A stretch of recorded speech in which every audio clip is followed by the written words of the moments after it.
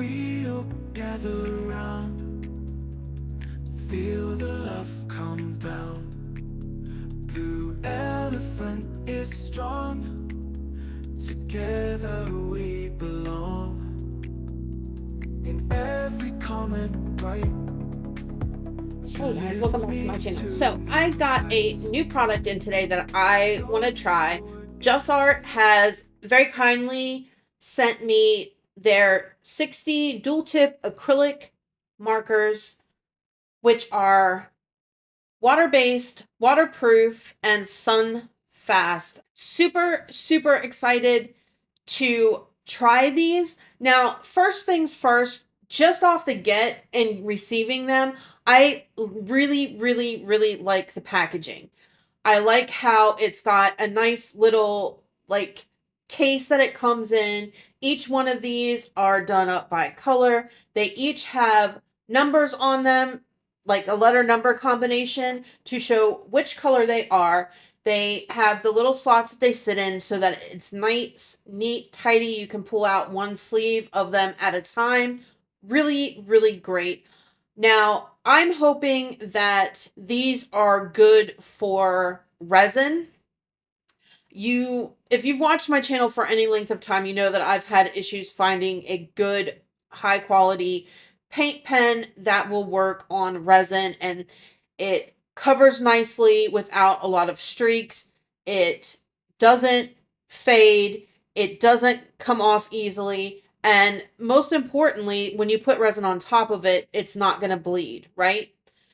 Let's go back to the packaging. This right here, I realize it is a sheet of paper, essentially. But let me tell you, I was most excited to see this. And all of the markers and whatnot that I've ever purchased, I have not had a swatch sheet that they give you where you can line it up with the color of the actual marker itself, like the number letter combination, and actually swatch your markers out so that you can see what color they are when they're dry and all of the things, right? Before you decide to select the marker. So you know exactly what it is that you're going for right off the get, right? All you got to do is look at it, because we all know the colors on the caps, they can be deceiving, right? The color that you think it looks like when it's wet can be deceiving because it dries either a different color, or it lightens, or it darkens, or whatever the case may be.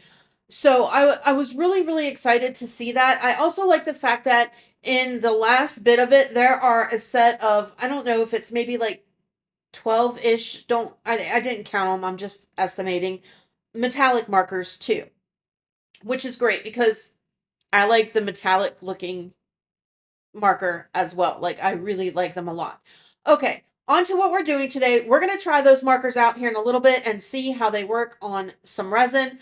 We are using Resin Molds Express. Now, this was part of the August box, and it is the little owl nightlight. And this little guy, he is so cute. I really like him a lot. And the Hedgehog planter. So we're doing resin today. Now, I want to use some eye candy micas on here. I just purchased some of their chameleon powders, so I'm curious to see how they work. But with the owl, I didn't want to do straight chameleon because it's an owl, so I wanted to have a little bit of a realistic vibe. So I'm also going in with some of their brown mica powder as well, and I will have everything linked down below for you guys, along with discount codes and all of the things that you need to save you money and whatnot. But I want to have a combination of the mica and just regular, or of the chameleon powder and just regular mica, just to kind of give it some, just some interest, right? So I am going, and we are dusting this really, really well, making sure that I get all of the sides and just everything. Now, right now I have mixed up 8 ounces of Let's Resin's epoxy resin, and I used my Resiners dual mixer to mix it and, reduce the amount of bubbles and me having to actually use my hands to mix it. And the little guy, the little owl, takes, I think it's like 2.5 ounces of resin. So I'm just kind of measuring that out. Now, I do have more resin mixing up because I realized that this isn't going to be quite enough, but I didn't really want to get out one of the big cups and mix the resin in that. So we're just going to do it in 2 different batches, and it's fine. It'll be fine. Now, for the hedgehog, what I want to do is I want to do a combination of the Satori white pigment paste and the brown mica powder, all from Eye Candy, and kind of do not quite marbling, but just get some interest, some variation of colors in there. And then we're also using the black pigment paste by Eye Candy for our owl, just to get the benefits of the chameleon in there. I'm hoping that it won't change the brown too much. I'm not sure. We'll find out when it's time for a demold, because I have not dusted this color on here before. So we'll see how that goes. Anyway, mixing it up really well. I do wipe off any excess. Like, once I get the color and I know that it's going to be completely opaque, I wipe off my stick and get that excess black pigment paste off of there, so that I don't have any just like blobs of pigment paste in my piece when I pour it, because that will not cure. It's just pigment paste, right? So wherever that happens to be, if you don't mix it well enough, you are going to have a black hole there where you're going to have to like dig out the pigment paste and wipe it out, because it's not resin, it's pigment paste, so it's just there, right? And it makes a mess because you're never expecting it to happen, so you get it all over your hands, and it's just, it becomes a whole thing that you don't want to deal with. So my advice, mix your pigment paste up really, really well. Wipe off your stick once you think you've mixed it up well enough, and then mix it up again, and then pour.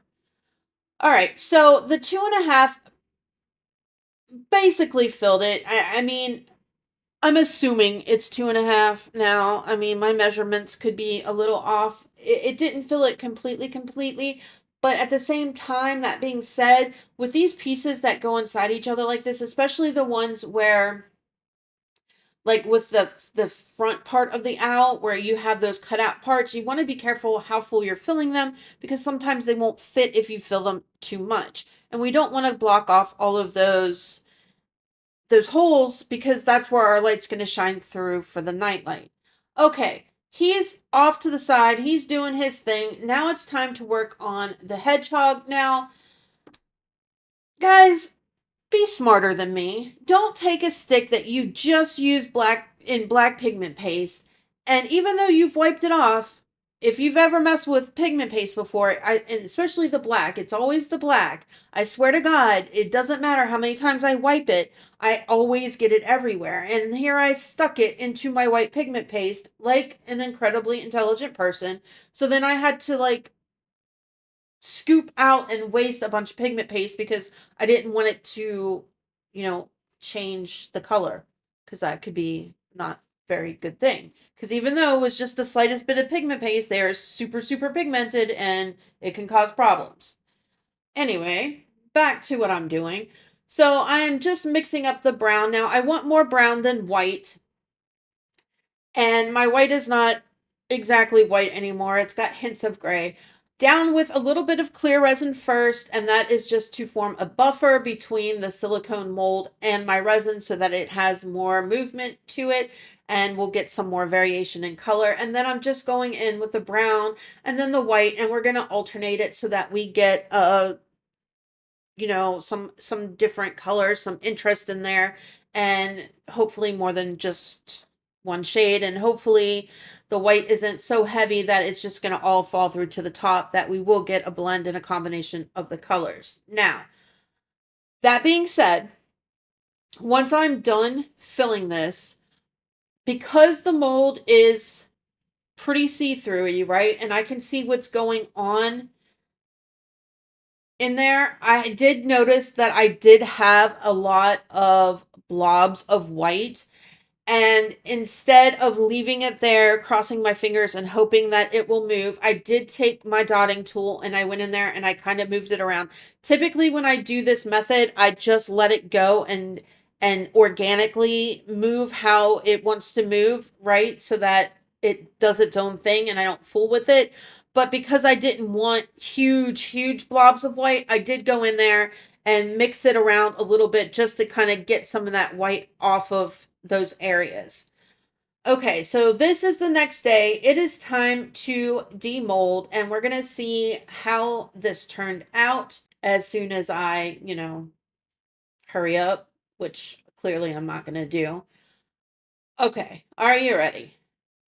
I think it is so, so, so, so cute. You know what it reminds me of? Almost a cuter version of the owl in those Tootsie Pop commercials. You guys know what I'm talking about? Back from like the what probably late 80s, early 90s, where, how many licks does it take to get to the center of a Tootsie Pop? Those ones with the owl. I think he's a cuter version of that owl. I don't know. It's super, super cute, and I really, really like it. And I like how the color kind of just just did its own thing between the brown and that chameleon powder. Really, really, really like it a lot.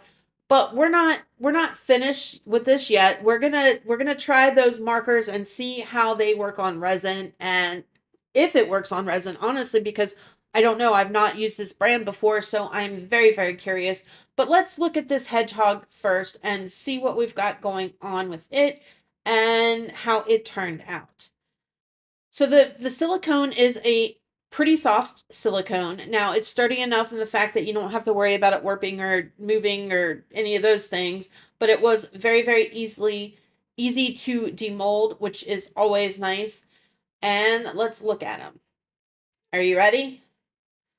Really like the way it came out. Now I did get, you can see I have a few blobs of white, but it's not too bad. I did get a lot of color. I almost like where you can see where I kind of scraped along the side of the mold with my dotting tool, and you can see like it's almost like the white kind of feathers out a little bit. Kind of like that effect. I'm just going to clean them off real quick from the sharp edges and stuff with a combination of my deburring tool and just a craft blade. Deburring tool works best in like longer sections, if that makes sense, like where you can scrape it either. I mean, it does curves fine enough if you once you've kind of figured out how to use it, but it also, in like the little areas where you're like you have to turn real fast, like around the ears and the glasses and stuff of the owl in particular. It's not the greatest tool for that. So I've found that either just filing it down with maybe a nail file or something, or using a craft blade very carefully so you don't cut yourself, works best for those kind of more intricate areas where it's just the deburring tool just doesn't work well, right? And you also want to wait until your resin has cured long enough, at least I would think a good 24 hours, depending on the resin, before you actually attempt to do that, because you want it to cut off nicely, right? You want it to kind of scrape right off. You don't want it to pull out chunks of your resin, because then that's not helping you at all. It's actually making it worse than what it was to begin with. Okay, on to what I'm doing now. Now, I decided that real quick I want to go ahead and fill out this swatch card because I want to know what colors I'm working with, right? I'm not going to go with the colors that are actually on that it's showing on the marker itself. I want to see what these colors look like. So we're just going to fill it out real quick, like see how they look when they're wet, see how they look when they're dry, and then we're going to, from there, I'm going to show you kind of how, if you've never used a swatch card before, how you can kind of use it to put it up against your piece and see what the colors are going to work with. You can use a color wheel. Yes, absolutely. If you know how to use one, if you have one, a lot of people either don't have them or don't know how to use them. So this is kind of, it's different in the sense that a color wheel is going to tell you what colors are complementary, what colors are contrasting, but this is going to at least give you an idea when you put it up against it like I am, of what that color is going to look like next to your piece. So you can use it for your benefit, not just in seeing what the color looks like, but you can actually put it up against your piece and look at it and be like, okay, is this the right color for the color that I have going on? Or you can do like I used to do, and will probably still do with other things, like use my little craft sticks and use that as looking at and seeing what my color looks like, which is not ideal. Let's be real. It's not, but it's usually what I have at hand. All right, so first impressions of it, I'm actually quite impressed. I'm gonna give you a close up. This is one coat. Now it looks a little bit better on camera, at least from what I'm seeing, than it did in real life. Like with this orange, and it's an orange, so it's a lighter color, right? And I've got it up against dark colors. I do feel that it needs a second coat, which is fine. I mean, even when I paint with like actual acrylic paints and paintbrush, I typically on resin have to do more than one coat anyway, or I have to put a white underneath that is going to kind of help hide the resin. But either way, it's still two coats, whether it be of that color or another color, it's still two coats. So for me to have to do two coats of this orange isn't anything like, oh my God, this makes it not worth it. No, it is what it is with resin. And I'm just going to go ahead and choose after I do the orange, I'm going to choose what color I want to do for the glasses. So I'm going to do the same thing and just kind of take it along the swatch and see what color I want that I feel will go best with what I've got going on. Now, the chameleon pattern that I'm using has kind of like a blue purple shift to it, so I kind of want to play into that a little bit.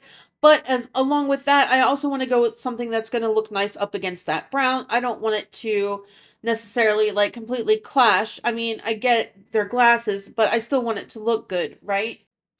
Now, the other thing that I also want to try with these markers is I want to see if I can do highlights and lowlights with them, right? So I wanted to see if I can do my shadowing and my highlights to light it up where, the light's reflecting and stuff like that. So we're going to try that on the blue as well, just to see. Now, granted, what I'm doing it on is the glasses, and they're very small. How much detail are we really going to be able to get in it? I don't know. Like, I've never used it. This is the first time I'm using these markers, is here with you today.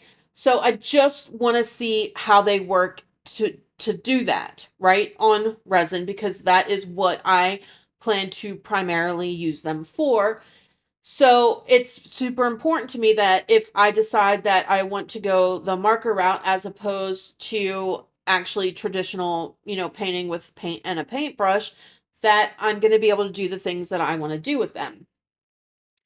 Now, hindsight is a wonderful thing, and I didn't necessarily pick when I was thinking about what color I wanted to do the glasses exactly. I ended up picking the darkest in this kind of shade of blue, right?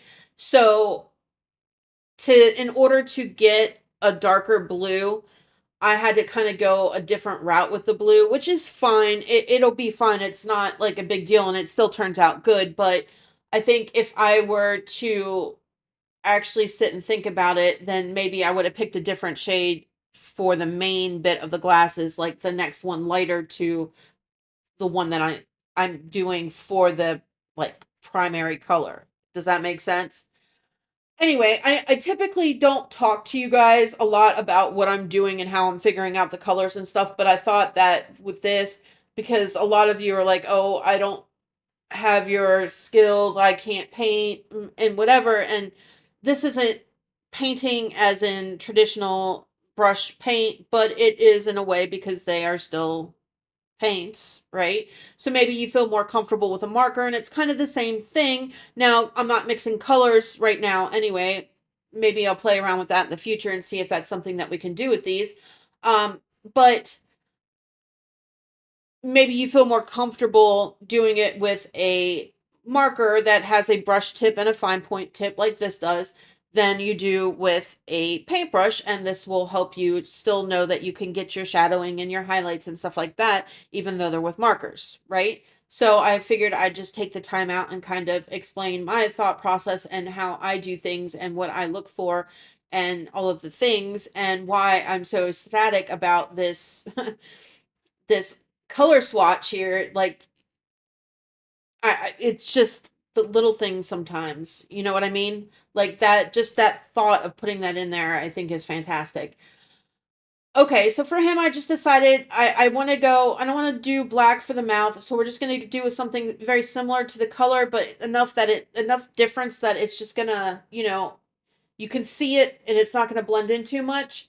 all in all, I'm highly impressed with what I have seen so far with them. Now, I am going to be using these in another video because I do want to see how they react with resin once they have dried and you put resin on top of it, if they will hold steadfast or not, because that is super important to me as well. Because like for this, it's fine, right? Works fantastic. I'm not putting resin on top of it to seal it in or whatever, but I want to know how they're going to react when I do want to do that. So stay tuned, check back.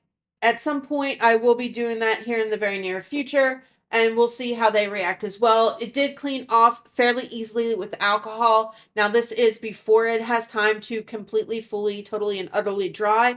After that, I'm not sure. That's another thing I want to test to see how we can clean it off. Anyway, that's a wrap on this one, guys. Like, subscribe, share, all that good stuff. Huge thank you to Just Art for sending me these fabulous markers to try. I will catch you in the next one. Love ya. Bye. Elephant is strong. Together we belong. In every comment, right? You lift me to new heights. Your support, it's clear, gives me reason to cheer. Blue Elephant Crew, this one's out for you. You make dreams come true with everything you do. Each subscriber's heart playing a vital part. Videos we share, showing how much we care. Likes and shares, they grow. You make the channel glow.